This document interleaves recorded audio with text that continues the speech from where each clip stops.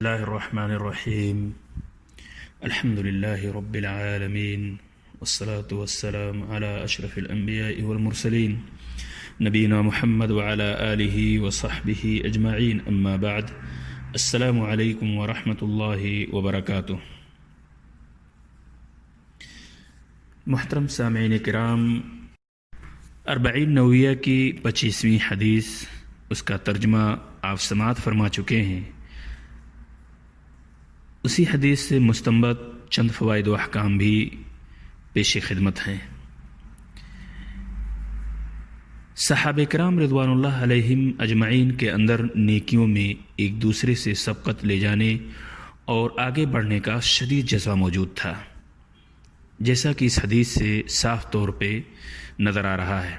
اسی لیے جب غریب مہاجرین نے دیکھا کہ مالدار لوگ صدقہ و خیرات کر لینے کی وجہ سے ان سے آگے بڑھ گئے، تو انہوں نے بھی اس بلند مقام کو پانے کے لیے نبی اکرم صلی اللہ علیہ وسلم سے دریافت کیا. آپ صلی اللہ علیہ وسلم نے ان کو ایسے صدقات کی رہنمائی کی جس کی وہ استطاعت رکھتے تھے. آپ صلی اللہ علیہ وسلم نے انہیں بتلایا کہ اللہ کا ذکر صدقہ کے قائم مقام ہے.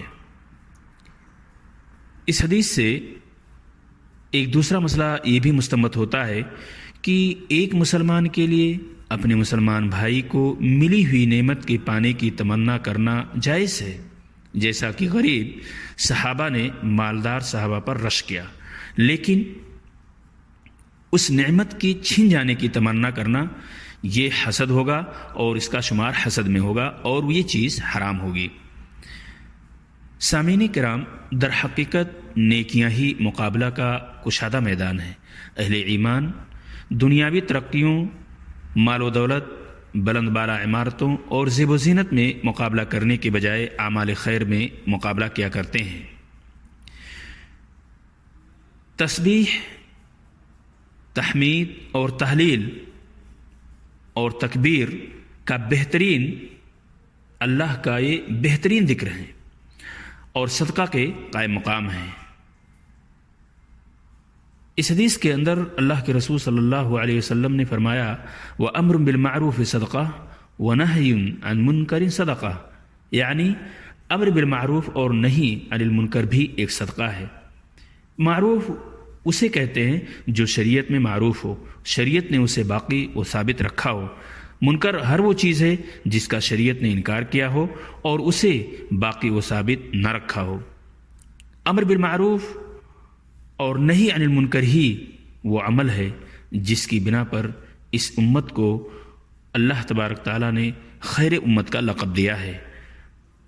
کنتم خیر امت اخرجت للناس تأمرون بالمعروف وتنہون عن المنکر وتؤمنون باللہ. آل عمران آیت نمبر 110. اللہ تعالیٰ نے فرمایا، تم بہترین امت ہو جو لوگوں کے لیے پیدا کی گئی ہو. تم نیک باتوں کا حکم کرتے ہو اور بری باتوں سے روکتے ہو اور اللہ تعالیٰ پر ایمان رکھتے ہو. سامعین کرام، رسول اکرم صلی اللہ علیہ وسلم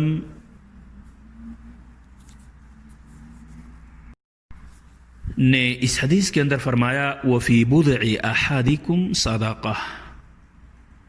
اس ٹکڑے سے، حدیث کے اس حصے سے یہ معلوم ہوتا ہے کہ بیوی کے پاس جانا اور اس سے ہم بستری کرنا بھی صدقہ ہے، خصوصاً اس وقت جب کہ اس سے اپنی اور اپنی بیوی کی شرمگاہ کی حفاظت، عفت و پاک دامنی اور صالح اولاد کا حصول مقصود ہو، جن کی تعلیم و تربیت اللہ کی مرضی کے مطابق کرے گا.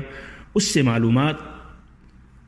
سے معلوم ہوتا ہے کہ ہر عمل میں نیک نیتی کی بڑی اہمیت ہے، جیسا کہ اربعین نوویہ کی پہلی حدیث آپ سماعت فرما چکے ہیں اور نیت کی اہمیت کے بارے میں آپ سن چکے ہیں. سامعین کرام، حلال کو اختیار کرنا تاکہ حرام سے بچا جا سکے باعث اجر و ثواب ہے. واضح ہے کہ حلال میں ان تمام حرام چیزوں کا پاکیزہ بدل موجود ہے جن کی طرف انسان کی طبیعت مائل ہوتی ہے.